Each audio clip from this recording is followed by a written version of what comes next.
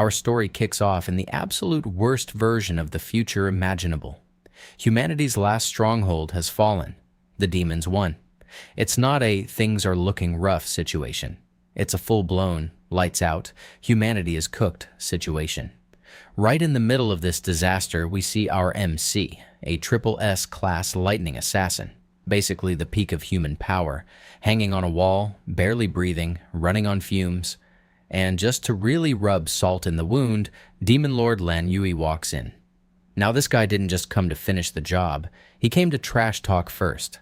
Classic villain behavior. He tells our boy he's going to absorb his life essence and make him his food. A whole triple S class warrior reduced to a snack. Disrespectful. But our boy still has one last card up his sleeve, a triple E's ultimate skill called Final Arc Light. And while charging it up, his mind flashes through every person he lost. His sister, his master, his parents, everyone gone. And he's thinking to himself, if only he was a little stronger. If only he could go back to before everything fell apart. If only he could stop the very first demon lord from ever appearing. Then he detonates, a blinding explosion of pure energy, taking Lan Yue out with him. One final trade. Then our boy opens his eyes. He's in a hospital bed. University hospital. People walking outside the window, sun shining, birds doing their thing. Not a single demon in sight. Our boy just stares at the ceiling for a moment, genuinely confused about whether he's alive, dead, or somewhere in between. Then it slowly clicks. He's back.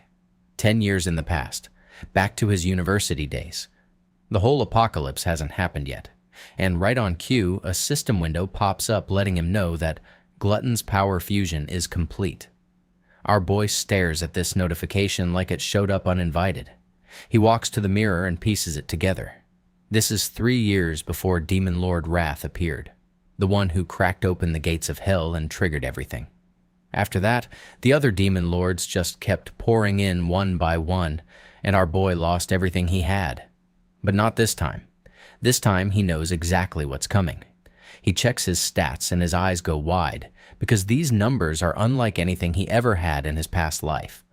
See, in his previous life, our boy attended the National University for Awakened Powers, a school that only admits students with the potential to awaken abilities. The key word there being potential, because in his past life he never actually awakened while attending. No powers, nothing. Just a regular guy surrounded by people with abilities, which meant he was permanently at the bottom of the food chain and everyone knew it. But now, the system is showing him his past life power. Lightning Assassin, fully carried over into this timeline. He time-traveled with his abilities already unlocked.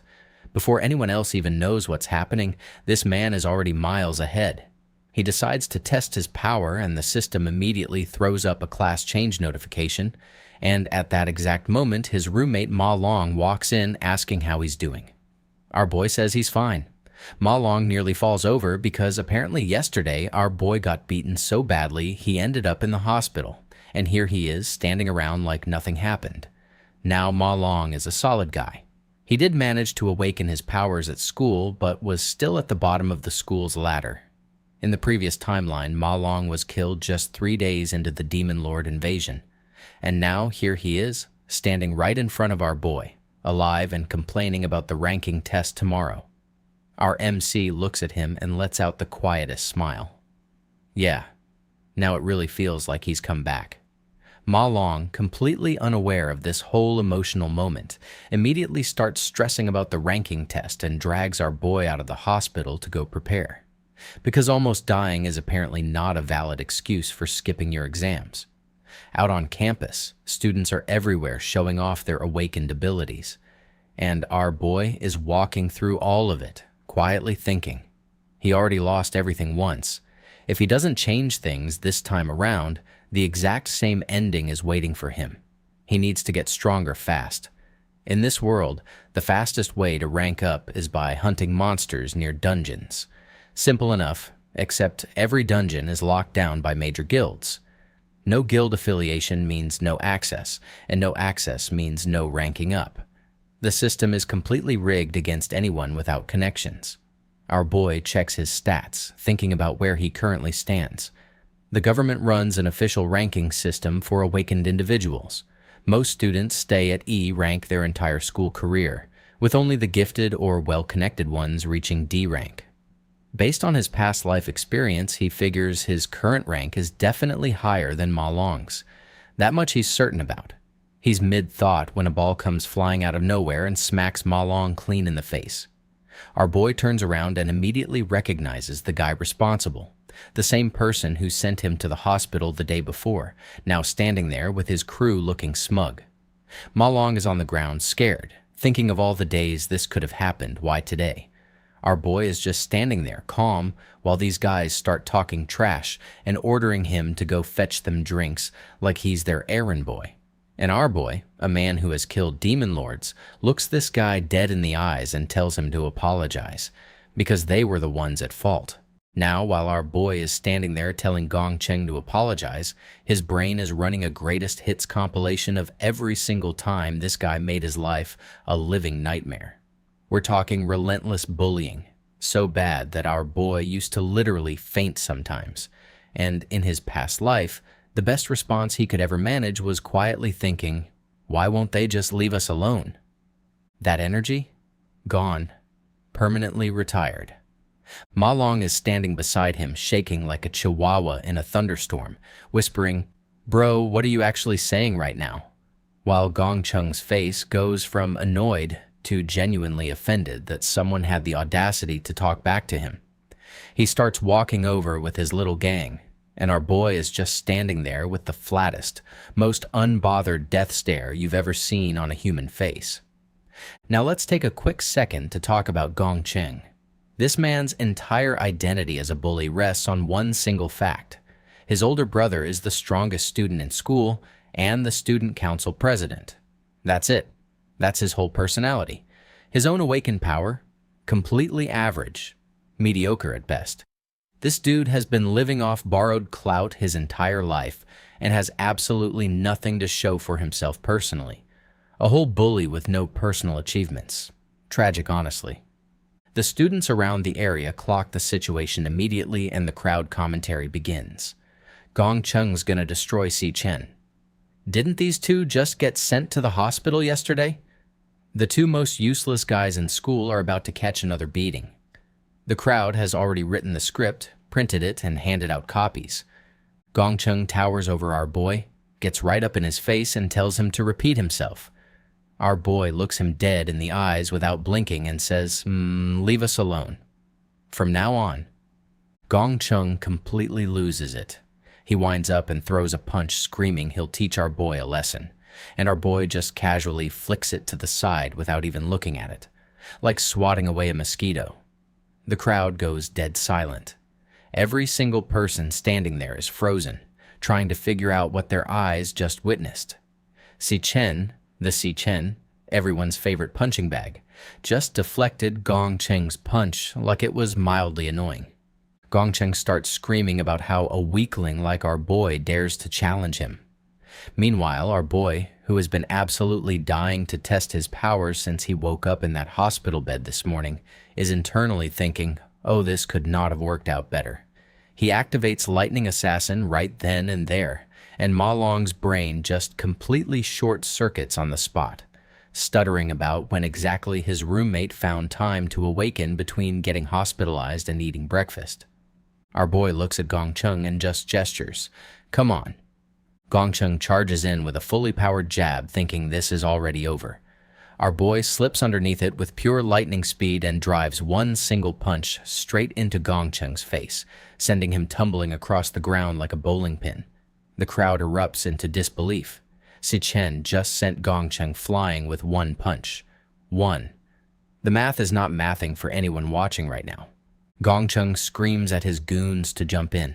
His goons take one look at our boy and suddenly remember they have very important things to do, literally anywhere else. They are not dying today. Gong Cheng, running entirely on ego and absolutely zero survival instinct, charges again at full speed, screaming, he'll kill him today. Our boy grabs his fist clean out of the air, squeezes it like he's stress testing a stress ball, charges up a punch, and sends him crashing straight into the wall. Gong Chung slides down it slowly. His goons are already 3 zip codes away. Ma Long is on his knees on the ground, completely unable to process life right now. Our boy stands over a thoroughly beaten Gong Cheng and calmly checks his stats. He runs through his conclusions one by one.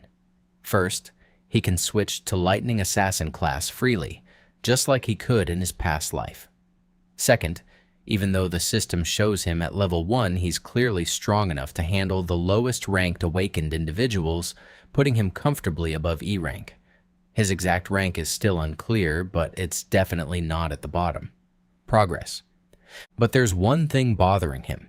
He just knocked Gong Cheng completely out, and his stats didn't move a single point.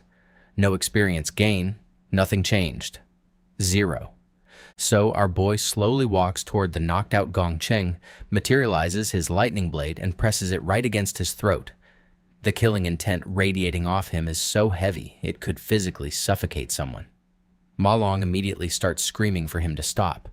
But inside our boy's head, he's already figured out the answer to his problem. The way to gain experience in this life works exactly the same way it did in his past life. And if you've been paying attention, you already know exactly what that means. So our boy still has his lightning blade pressed against Gong Cheng's throat when a voice calls out from behind him. It's Ling Yu, the student council vice president, telling him to cool it. This is a school, the punishment is sufficient, there's no need to go further. She also adds that Gong Chung won't be laying a finger on him again. Our boy thinks about it for half a second, then tosses Gong Chung on the ground like a used paper towel and walks off. As he's leaving, the entire crowd just silently parts for him. Nobody says a word. Meanwhile, Gong Chung's goons are peeking at him from behind a wall, having a full-blown panic attack among themselves about that look on Si Chen's face, collectively agreeing to never breathe in his direction again. Gentlemen, that's the smartest decision you've made all year. Ling Yu watches him leave with this curious look on her face. Ma Long scurries after him loyally like a golden retriever who just watched his owner flip a car. Back in the dorm, Ma Long immediately gathers the roommates and launches into the full story. Si Chen awakened. Lightning Assassin. Demolished Gong Cheng with his bare hands. The roommates listen to every single word and then stare at him blankly like he just told them the earth is flat. Roommate Shang Zuo jumps in immediately. If Si Chen is really that strong, why is he outside doing basic physical training right now like some regular person? How does an awakener even need fitness training? None of this adds up. Roommate Shang Yu backs him up, suggesting that the beating Ma Long took yesterday clearly rattled something loose upstairs. Then Shang Zuo really gets going. He reminds everyone that the 4 of them were placed in the same dorm because they were the 4 weakest students in the entire year. Unchangeable fact. He's the strongest among them, a nuclear mage, a full combat class, while the other 2 are just support chanters. He also points out that a person can only awaken once into one class, so the idea of Si Chen being a lightning assassin is ridiculous. Si Chen looks like a weakling. Meanwhile, he has been feeling pretty strong lately. He says this while flexing his bicep. Shang Yu ends the debate by saying tomorrow's ranking test will settle everything. Yeah, sir, we'll see who's talking then.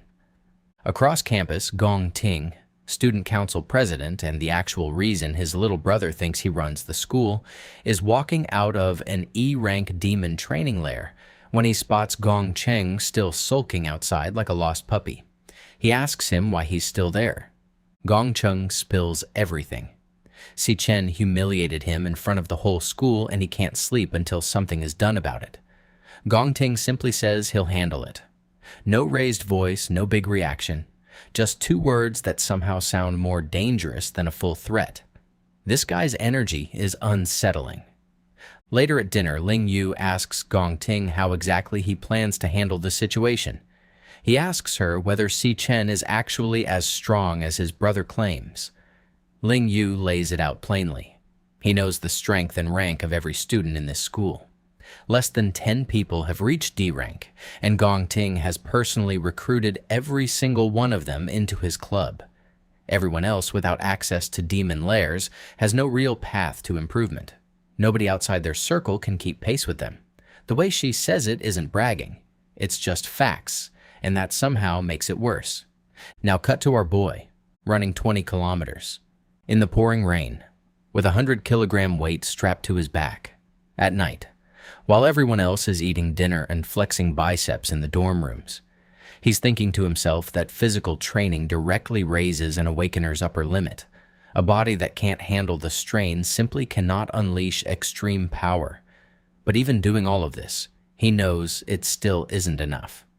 His mind goes to the year 2016, Demon Lord Wrath descending on the world, hundreds of humans wiped out in an instant, his sister among them, his only family.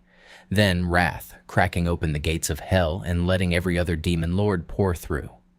Our boy's expression doesn't change, but his grip on the weight strap tightens. First goal, kill Wrath. 3 years on the clock. 3 years to outgrow a demon lord who has been getting stronger this entire time. Then his phone vibrates. He looks at the screen. It's Si-Yoon, his sister. He just stops. Stares at her name for a moment like he's seeing something he thought he'd never see again. Then picks up quietly and says hello. Her voice immediately comes through complaining. Why did he call her so many times today? She was in a competition, her phone died, she just got back to her dorm. She mentions that if she wins this competition, their rent situation might finally be sorted out, ending with this awkward little laugh that's clearly hiding how stressed she is about it. Our boy isn't saying anything, just listening. In his past life, he begged the universe for one more chance, willing to trade everything he had left just to start over. And here she is, alive, annoyed about missed calls, worried about rent. Si-Yoon notices the silence and asks if it's raining, asks why he isn't saying anything. A small smile crosses his face, the first real one of the entire day. He tells her it's nothing, just that it's been too long since he heard her voice. Si-Yoon laughs and tells him they literally spoke 2 days ago. She promises to bring good news when they meet after her competition and hangs up. Our boy stands completely still in the rain. Then quietly, to no one, even if it means falling into the depths of hell itself, he will protect her, no matter what the cost. 3 more laps. He takes off into the rain like a man on a mission, because he literally is. Later he gets back to the dorm. Roommates are all knocked out. He heads to the bathroom and while showering runs through everything mentally.